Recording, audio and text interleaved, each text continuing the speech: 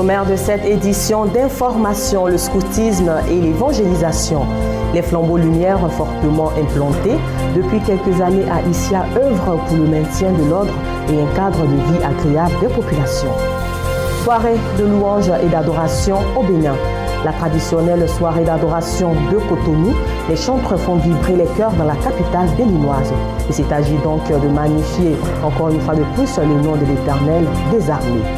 En sport, la qualification de Madagascar pour la première fois de son histoire pour la CAN 2019 qu'abritera le Cameroun. Et enfin, nous refermerons ce journal par l'invité du mercredi qui reçoit le prophète Raymond Palanfo de l'église évangélique Foursquare de Côte d'Ivoire. Ce sont les grandes lignes de cette édition d'information sur Béni TV, la première chaîne chrétienne panafricaine. Mesdames et messieurs, bienvenue.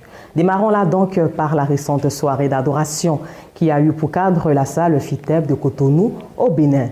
Les fidèles se sont déplacés en masse pour magnifier le nom de l'Éternel des armées à l'initiative du pasteur Rogi Barbosa.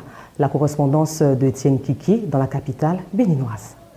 La grande salle climatisée du FITEB était pleine à craquer ce dimanche 7 octobre 2018. À travers louanges, adorations, témoignages, le peuple de Dieu venu nombreux a élevé l'étendard de celui qu'on appelle le Dieu Tout-Puissant.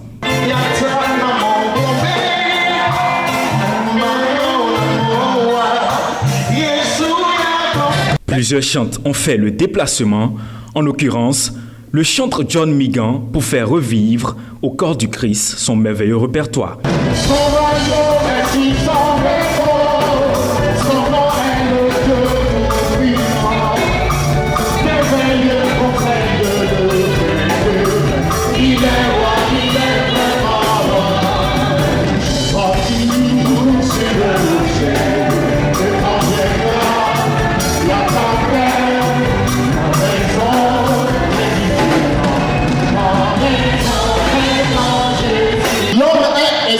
De tout ce qui le domine. La parole m'a touché. La parole m'a touché. Et ce dimanche, je ne peux pas dormir. J'entends l'Esprit de Dieu me dire à l'église. Le Saint-Esprit m'a dessoulé en même temps. Pour la sublime soirée, la salle était pleine à craquer. Les gens sont restés jusqu'au bout parce que Dieu est en train de faire quelque chose dans ce lieu. Vous ne pouvez pas être en communion avec Dieu, demeurer le même ou la même. C'est ce que nous avons expérimenté pour cette édition de Sublime Soirée.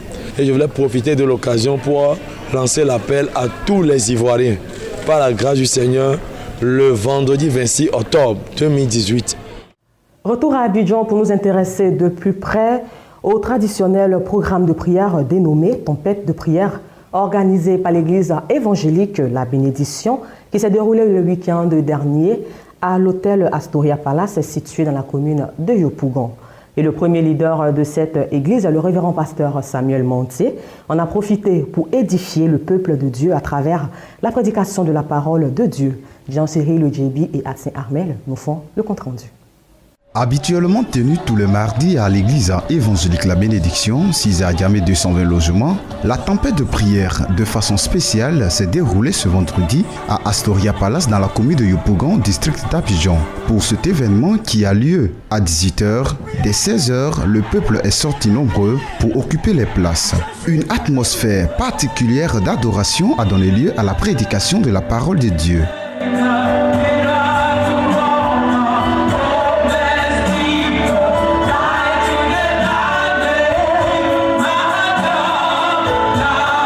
L'homme de Dieu, le pasteur Sam Manté, initiateur de ce programme, la tempête de prière, par sa main, l'Éternel a libéré plusieurs âmes.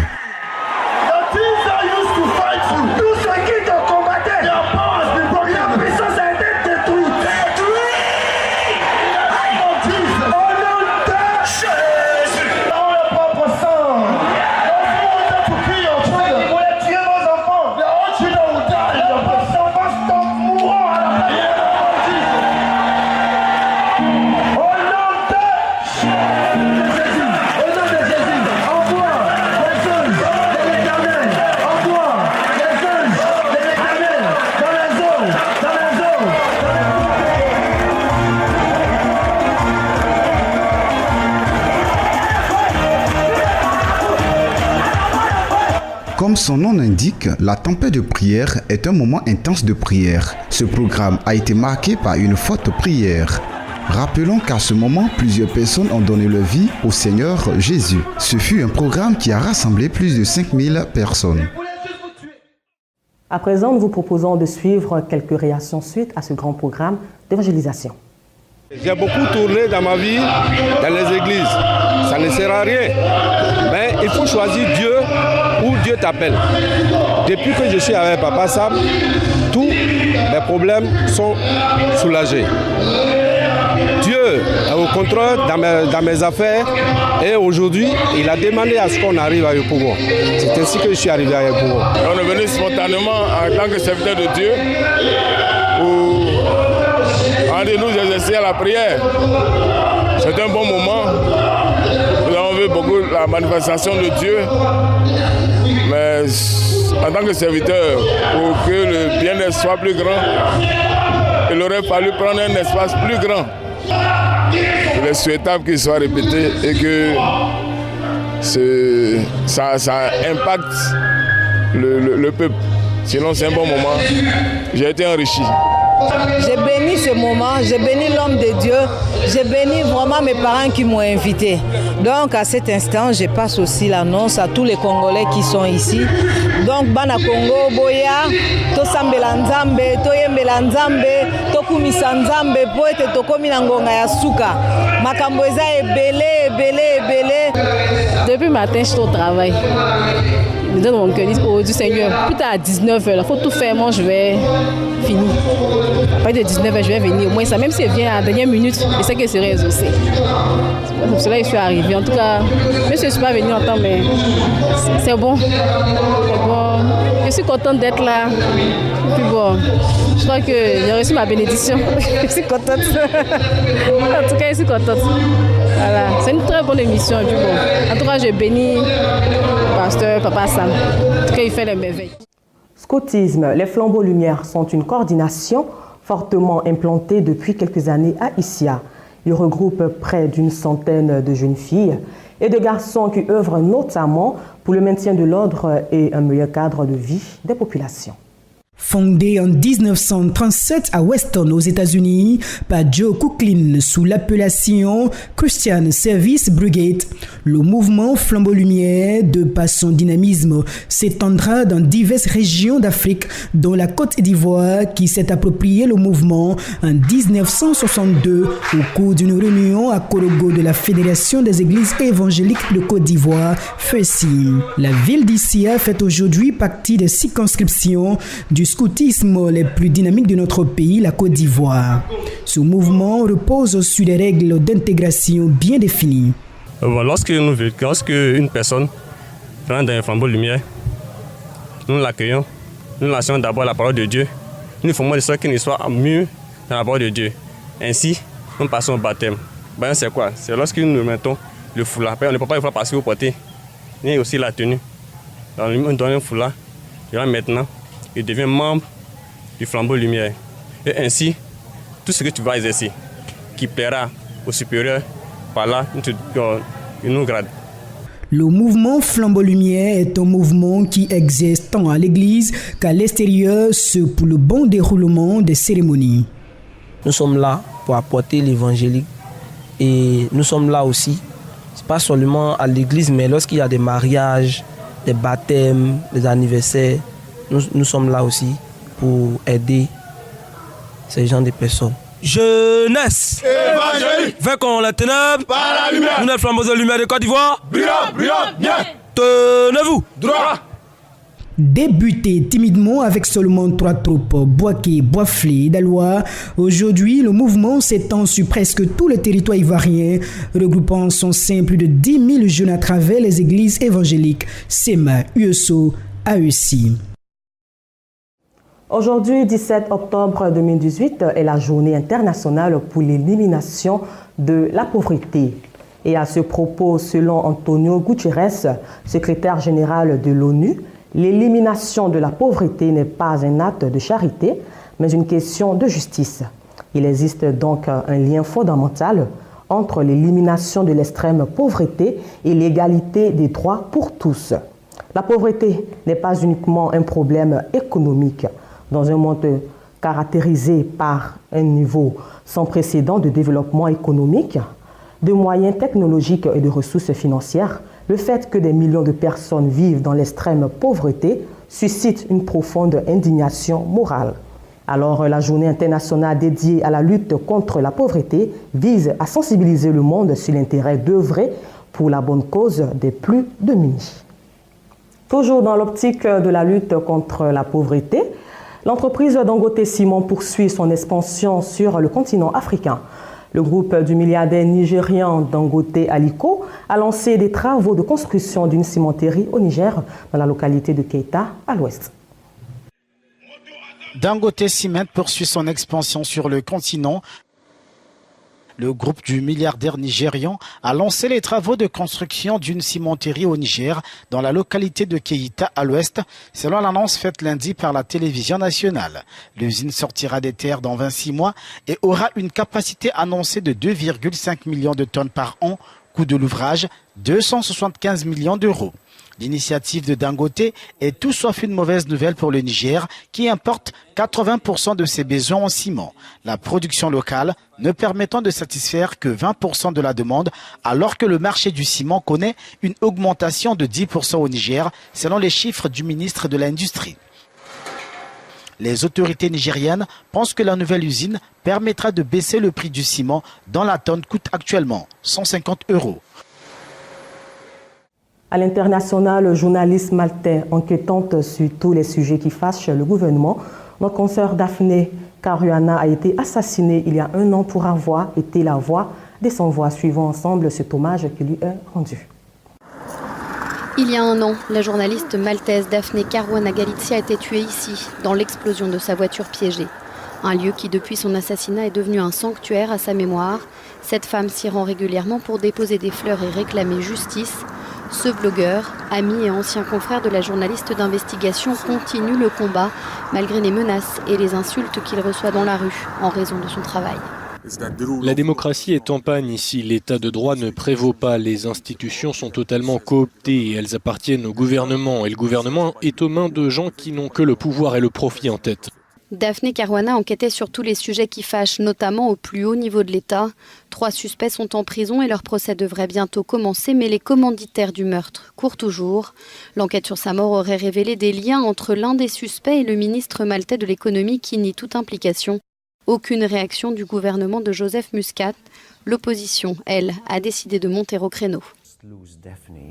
Nous n'avons pas juste perdu Daphné, nous avons perdu une journaliste d'investigation, nous avons perdu une voix qui était tellement importante pour notre démocratie. La famille de la journaliste demande l'ouverture d'une enquête indépendante, mais le gouvernement maltais n'a toujours pas accepté à ce jour. Daphné Caruana Galizia avait 53 ans, elle était mère de 3 enfants. Toujours d'actualité, l'affaire du journaliste Khashoggi Jamal prend de l'ampleur. Il a été assassiné il y a 2 semaines et afin de mieux s'informer sur cet acte ignoble, le secrétaire d'État américain Mike Pompeo s'est rendu à Riyad où Washington et les capitales européennes veulent avoir des explications franches de la part du gouvernement de l'Arabie saoudite. Mike Pompeo est en Arabie saoudite en compagnie du roi et du prince héritier Salman. Le secrétaire d'État américain a fait le déplacement spécialement pour évoquer le dossier aux multiples ramifications de la disparition de Jamal Khashoggi. Ce journaliste saoudien dissident a disparu dans le consulat d'Arabie saoudite à Istanbul il y a 2 semaines. Washington, les capitales européennes et Bruxelles veulent avoir des explications de la part de Riyad, accusé par certains médias et officiels turcs d'avoir torturé et assassiné Khashoggi. Il y a 3 jours, des médias turcs ont évoqué l'Apple Watch du journaliste qui aurait enregistré son interrogatoire. Impossible, répond cette correspondante de Reuters en Turquie. Il y avait une théorie selon laquelle tout aurait été enregistré sur la montre que Jamal portait quand il est entré au consulat. Mais les experts en technologie ont en fait rejeté cette théorie. Ils ont dit qu'il était pratiquement impossible que cela se soit produit et beaucoup de gens ici disent qu'il est plus probable que la Turquie ait mis sur écoute le consulat et que c'est ainsi qu'ils ont eu l'enregistrement. Ce fichier audio se trouverait en possession des services turcs. Selon le New York Times, enfin, l'enlèvement de Khashoggi aurait été approuvé par le prince héritier qui comptait faire porter le chapeau au service secret. En économie, le budget italien de l'année prochaine annonce une bataille politique entre le gouvernement et les institutions européennes. Et dans cette optique, le président de la Commission européenne, Jean-Claude Juncker, ne cache pas ses inquiétudes concernant ce projet budgétaire.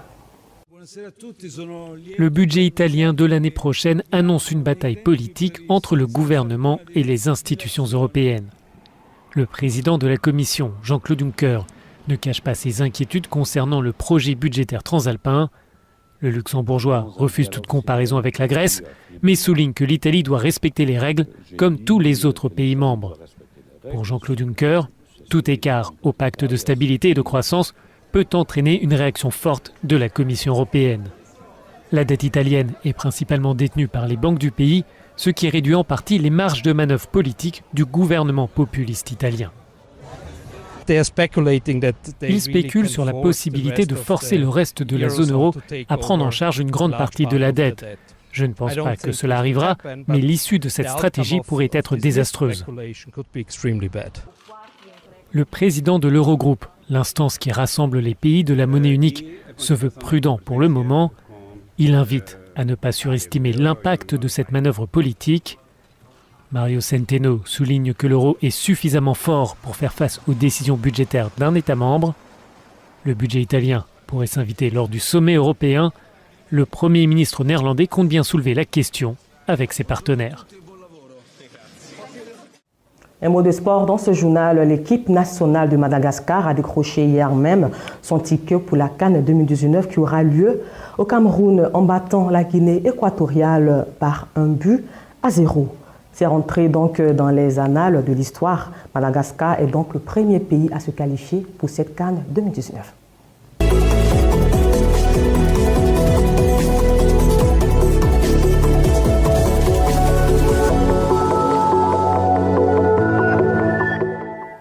Comme annoncé dans les titres, nous vous proposons à présent l'invité du mercredi, la rubrique consacrée aux hommes de Dieu. Et l'invité du jour se nomme le prophète Raymond Palanfo, venant de l'église évangélique Foursquare. Comment avez-vous fait la rencontre avec le Seigneur Jésus? Il faut d'abord dire d'entrée de jeu que je suis d'une famille chrétienne. Mon père et ma mère étaient serviteurs de Dieu et nous avons grandi, sinon je suis né au niveau de la ville d'Anibleko, nous avons grandi et j'ai été chrétien déjà à bas âge, à partir déjà de l'âge de 10 ans. C'est là que j'ai donné ma vie au Seigneur. Après une veillée de prière, après un enseignement que j'ai compris sur l'engagement, c'est là que j'ai donné ma vie au Seigneur. Comment s'est fait la transition d'un simple fidèle à un homme de Dieu que vous êtes devenu?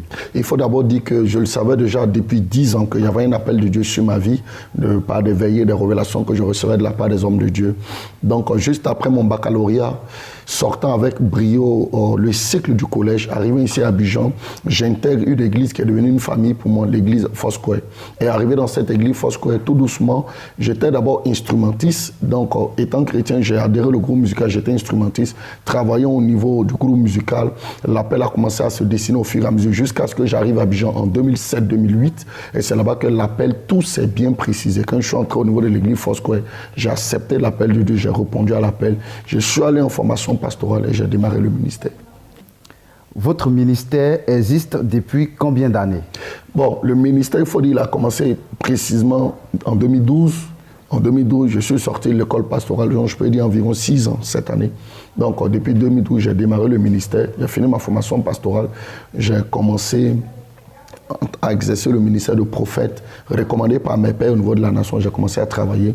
C'est là que notre père, le révérend Apogne Pémarus, m'a affecté sur la mission Canaan et c'est là que j'ai commencé à exercer pleinement le ministère. Quel est le message que vous véhiculez à travers votre ministère? Le message que je véhicule est d'autant plus simple. Prêchons Jésus-Christ de Nazareth, mort et ressuscité 3 jours après. Mes messages sont beaucoup axés comme des messages de foi. Parce qu'il faut dire que j'ai reçu très tôt l'appel, mais j'ai perdu les parents. Je suis orphelin de père et de mère. J'ai perdu mon père le 8 mars 96, ma mère le 8 juin 96. Donc déjà, les perdant très tôt, j'ai appris avec le Seigneur à développer ce qu'on appelle le caractère de la foi. Donc mes messages sont plus axés sur les messages de foi, les messages qui donnent l'espoir, les messages qui donnent aux personnes de savoir que l'Éternel est celui qui prend l'indigent et le fait asseoir à la table des rois. Jésus-Christ de Nazareth proclamé, prêché sans mesure. Tels sont mes messages. Quelle est la particularité de votre ministère? La particularité d'abord de mon ministère, comme je l'ai dit, j'ai commencé en tant que prophète. J'ai d'abord aimé l'évangélisation. Vous savez que c'est l'une des prescriptions qui a été donnée par le Seigneur. Il dit allez faire de toutes les nations les disciples. Mais travaillant dans ce mouvement de l'évangélisation, l'Éternel m'a donné de développer le don de la parole de connaissance. Donc la particularité de mon ministère est basée sur la parole de connaissance, les miracles et les guérisons extraordinaires. Donc c'est plus la prophétie. Le Seigneur me fait la grâce de me donner des révélations avec beaucoup de détails, des noms, des prénoms, des numéros de téléphone, des localisations. Mais il me fait plus la grâce de révéler ce qui est le réel problème dans ta vie. Lorsque je rencontre quelqu'un, que je parle avec la personne, le Seigneur me révèle la source de son problème, qui est cachée derrière la souffrance de la personne, et me donne des recommandations qui apportent la solution à la vie de la personne. Donc c'est un ministère qui est basé sur la prédication de Jésus-Christ, mais un ministère qui est basé sur la révélation des prophéties et les miracles. Votre mot de fin? Mon mot de fin est juste pour encourager quelqu'un qui me suit, un chrétien, pour lui dire que l'Éternel est capable de changer de ta vie. Je suis passé quelque part, sorti d'une famille assez modeste. Aujourd'hui, l'Éternel fait de moi un prophète qui parcourt les nations. L'Éternel m'a accordé cette grâce. Je veux dire aussi à un homme de Dieu qui certainement ne comprend pas certains éléments au niveau de son ministère, l'Éternel est capable de te bénir. Dis à un chrétien que Dieu peut te sortir de là où tu es. Dis à un homme de Dieu que l'Éternel est capable de nous utiliser de façon authentique. Jésus-Christ est d'actualité. Il continue de faire des miracles et il peut nous utiliser si nous acceptons de nous consacrer et de payer le prix. Je vais terminer pour dire à quelqu'un que Jésus est le même hier, aujourd'hui, éternellement. Il est capable de le faire. Donne-lui ta vie. Accepte Jésus. Marche avec lui. Consacre-toi et tu verras la gloire de Dieu se manifester. Je bénis le Seigneur pour cette émission spéciale. Que Dieu bénisse Béni TV, les responsables premiers, tous les pasteurs. Que Dieu bénisse tous les hommes de Dieu en Côte d'Ivoire, tous les chrétiens, toutes les chrétiennes. Vivement que la paix, la grâce de l'Éternel repose sur toute la Côte d'Ivoire.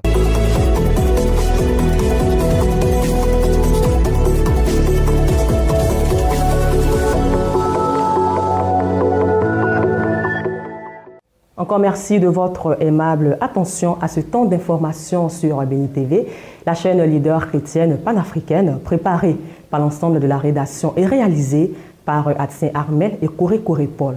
Que la joie de notre Seigneur Jésus-Christ de Nazareth, le Dieu à qui appartiennent l'or et l'argent, en ce jour dédié à la lutte contre la pauvreté, soit notre force en tout temps et en toutes circonstances. Bonne suite de programme sur Béni TV, Béni TV+, et les 3W.béni.tv.